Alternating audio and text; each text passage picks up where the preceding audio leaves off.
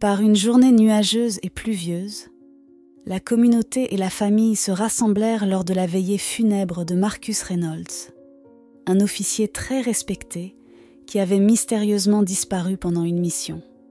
L'atmosphère était lourde de chagrin, alors que les proches et collègues de Marcus lui rendaient un dernier hommage.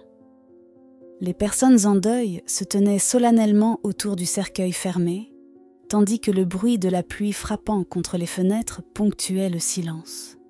Parmi les présents se trouvait Shadow, le fidèle chien policier de Marcus, un berger allemand qui avait travaillé aux côtés de son maître pendant des années. Shadow n'était pas seulement le partenaire canin de Marcus, il était aussi son ami. Le lien entre eux était profond, un lien spécial que seuls ceux qui avaient été témoins de leur partenariat pouvaient comprendre. Lorsque la famille de Marcus, absente et sans nouvelles depuis si longtemps, arriva à la veillée, elle prit place autour du cercueil. Sa mère, submergée par le chagrin de ne pas avoir vu son fils depuis des années, se tint à côté du cercueil fermé, les mains tremblantes. Elle murmura pour elle-même : « Mon cher fils, comme j'aurais voulu te revoir une dernière fois. » Parmi ceux qui rendaient hommage, certains étaient des collègues de Marcus, chacun en uniforme, debout silencieusement, réfléchissant à cette perte.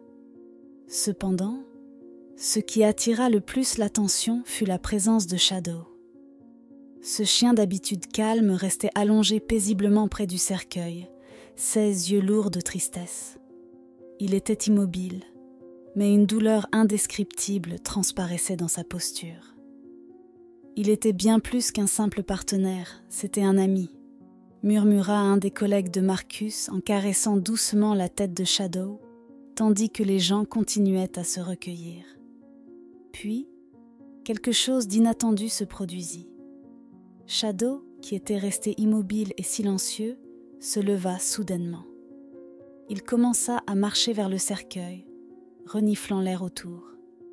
Il semblait agité, et ses plaintes basses devinrent plus fortes, se transformant en aboiements désespérés. Le son de ces aboiements perça l'air, brisant l'ambiance solennelle de la veillée. Tous se retournèrent pour regarder le chien, une confusion envahissant la pièce. « Que lui arrive-t-il » demanda quelqu'un, incapable de comprendre pourquoi Shadow réagissait ainsi. Un officier, essayant de calmer le chien, dit doucement : « Calme-toi, mon ami, il est en paix maintenant. » Mais Shadow refusait de se calmer. Ses aboiements devenaient plus forts, plus insistants, et il se tenait rigide devant le cercueil, comme s'il essayait de communiquer quelque chose d'important à tous dans la pièce. Les personnes en deuil échangèrent des regards inquiets, incertains de ce qu'il fallait faire. « Il n'a jamais agi ainsi auparavant », dit un des collègues de Marcus, tentant de déplacer doucement Shadow loin du cercueil. Mais le chien ne bougeait pas. Un murmure de confusion se répandit parmi la foule. « Est-ce que Shadow ressent quelque chose que nous ne comprenons pas ?» chuchota une des tantes de Marcus, serrant son mouchoir avec force, ses mains tremblant de chagrin et d'anxiété. La tension dans la pièce augmenta, l'inquiétude palpable. À ce moment, un officier expérimenté, habitué à travailler avec des chiens policiers, s'avança. Il observa Shadow attentivement, son visage sérieux.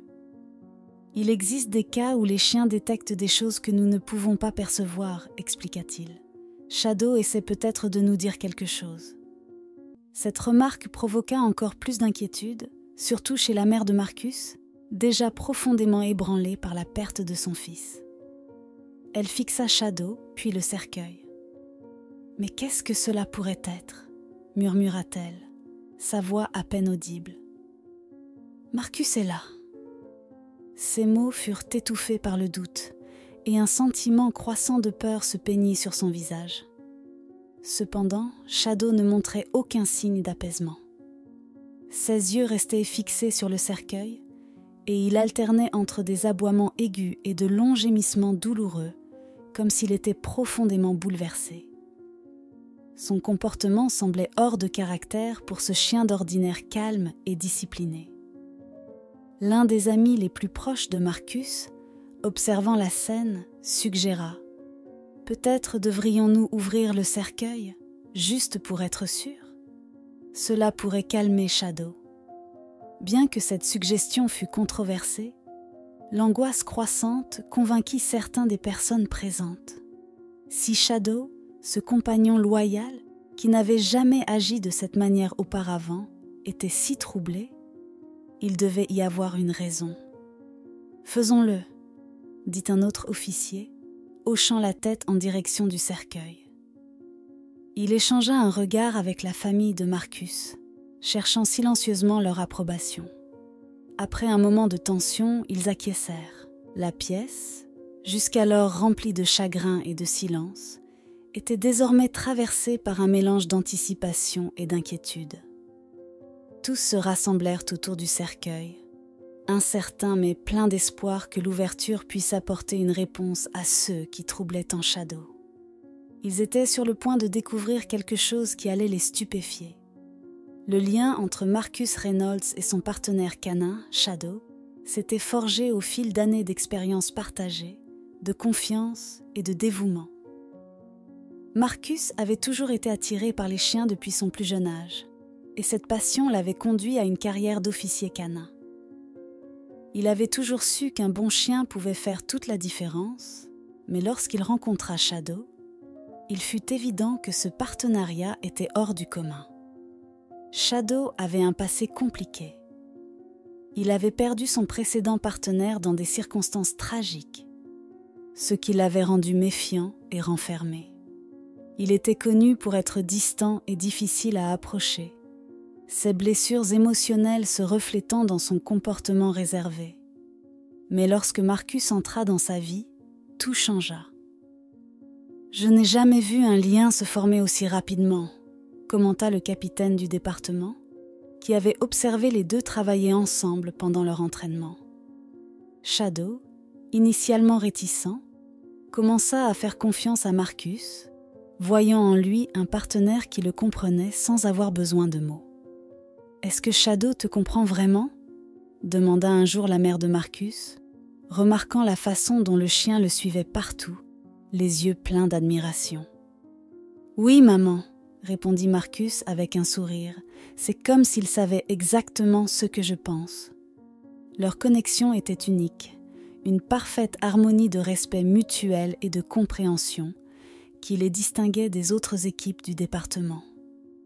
Le tournant de leur partenariat survint lors d'une mission critique, la recherche d'un enfant disparu dans les forêts locales. Les conditions étaient rudes, la nuit était tombée et les espoirs de retrouver l'enfant en vie s'amenuisaient rapidement. Le temps pressait, mais Marcus ne doutait pas de son partenaire. « Shadow, nous avons besoin d'elle. Tu peux le faire, mon garçon », l'encouragea-t-il en regardant profondément dans les yeux du chien. Shadow, avec un aboiement déterminé, prit la tête, guidant l'équipe à travers la forêt dense, tandis que le groupe de recherche peinait à suivre. L'équipe, sceptique au départ, doutait des capacités de Shadow à les guider. Mais la foi inébranlable de Marcus dans son chien se révéla justifiée. Luttant contre le froid de la nuit et les fourrés épais, Shadow conduisit directement l'équipe jusqu'à l'enfant disparu, qui était blessée mais vivante. Ce fut rien de moins qu'un miracle. Les parents de l'enfant, ainsi que l'équipe de secours, furent stupéfaits par ceux qu'ils venaient de vivre. « Tu as sauvé une vie aujourd'hui, Shadow. Nous l'avons fait ensemble », dit Marcus en serrant son partenaire contre lui. Ce moment marqua non seulement un sauvetage, mais aussi la consolidation du lien profond entre l'homme et le chien. Le duo devint des héros aux yeux de la communauté locale, leur nom à jamais lié à ce sauvetage miraculeux. Mais ils ignoraient qu'un défi encore plus grand les attendait, un défi qui mettrait à l'épreuve la force de leur lien indéfectible. Une nuit fatidique, au cours d'une patrouille de routine, Marcus, Shadow et un nouvel officier nommé Leo Thompson se retrouvèrent face à un défi inattendu. le département faisait face à une recrudescence des cambriolages résidentiels, et le trio avait pour mission de patrouiller dans un quartier calme, connu pour son manque de surveillance. La soirée était fraîche, et les lampadaires projetaient de longues ombres sur les rues silencieuses. Les 3 officiers avançaient avec prudence, leurs yeux scrutant le quartier plongé dans l'obscurité. Léo, un officier dévoué, était nerveux. « Tu crois vraiment qu'on va les attraper ce soir ?» demanda-t-il, la voix tendue, en regardant autour de lui chaque ombre mouvante. Marcus, comme toujours, restait calme et confiant. « Avec Shadow à nos côtés, j'ai toujours de l'espoir, » répondit-il, sa confiance en son partenaire canin inébranlable. Shadow, toujours en alerte, sembla ressentir quelque chose avant tout le monde. Alors qu'il traversait le quartier, le chien s'arrêta brusquement, reniflant l'air. Il émit un grondement bas, son corps tendu. Marcus, remarquant le changement dans le comportement de Shadow, fit signe à Léo de rester vigilant. « Shadow sent quelque chose », dit-il à voix basse. « Suivons son instinct. » Sur ce, ils suivirent silencieusement le chien, qui les mena à l'arrière d'une maison où ils aperçurent 2 silhouettes encapuchonnées en train d'essayer de s'introduire par la porte arrière. « Police, levez les mains !» cria Marcus, sortant son arme, espérant une reddition pacifique. Mais la situation dégénéra rapidement. Un coup de feu retentit, brisant le silence de la nuit, et l'un des voleurs, pris de panique, tira sur Marcus et Léo. Agissant par instinct, Marcus poussa Léo hors de la ligne de tir, mais il ne put éviter la balle. Shadow, sentant le danger, se jeta sur l'attaquant, mais il fut également touché dans la mêlée. « Shadow ! Marcus !» hurla Léo avec désespoir, son cœur battant à tout rompre tandis qu'il ripostait contre les assaillants, qui prirent rapidement la fuite dans la nuit. Le son des sirènes se rapprochait alors que les renforts arrivaient, mais le mal était déjà fait. Marcus était étendu au sol, grièvement blessé, avec Shadow à ses côtés, également blessé, mais toujours prêt à protéger son maître. Le chaos sur les lieux était indescriptible. Léo, couvert de sang qui n'était pas le sien, regardait avec horreur et impuissance, tandis que les officiers s'efforçaient frénétiquement de stabiliser Marcus et Shadow. La tension dans l'air était insupportable. Léo resta près de son ami, murmurant des mots d'encouragement désespérés, priant pour un miracle. À l'hôpital, la situation devint encore plus critique. Léo, malgré ses propres blessures, attendait anxieusement des nouvelles, priant pour la survie de Marcus. Mais les heures passèrent, et la pire des nouvelles arriva. Marcus Reynolds avait succombé à ses blessures. Shadow, bien que stabilisé, avait perdu son partenaire, la personne qui avait été son guide, son protecteur et son plus proche ami. Léo, dévasté par cette perte, fit une promesse solennelle alors qu'il se tenait près du corps de Marcus. « Je prendrai soin de Shadow, je te le promets », murmura-t-il, sa voix brisée par le chagrin. La perte était immense, non seulement pour le département, mais aussi pour Shadow, qui avait perdu bien plus qu'un partenaire. Il avait perdu son meilleur ami. Dans la confusion qui suivit la tragédie, une erreur critique fut commise. En raison de l'urgence de la situation, le personnel de l'hôpital confondit l'identité des 2 officiers blessés. Léo, gravement blessé et placé dans un coma artificiel, fut identifié à tort comme étant Marcus, tandis que Marcus, qui avait succombé à ses blessures, fut identifié comme Léo. Cette erreur passa inaperçue pendant des heures, provoquant une confusion et un bouleversement émotionnel encore plus profond pour les 2 familles. La famille de Marcus, qui attendait désespérément des nouvelles, fut informée qu'il était dans le coma. Cet espoir fragile les fit s'accrocher à l'idée qu'il leur restait encore du temps pour lui dire au revoir. Cependant, la vérité sur cette méprise d'identité n'émergea qu'au moment des préparatifs pour les funérailles. L'entreprise funéraire, suivant les instructions de l'hôpital, commença à organiser les funérailles de Marcus en se basant sur cette mauvaise identification. Lorsque la famille arriva au salon funéraire, toujours convaincue que Marcus était vivant, elle fut frappée par une terrible révélation.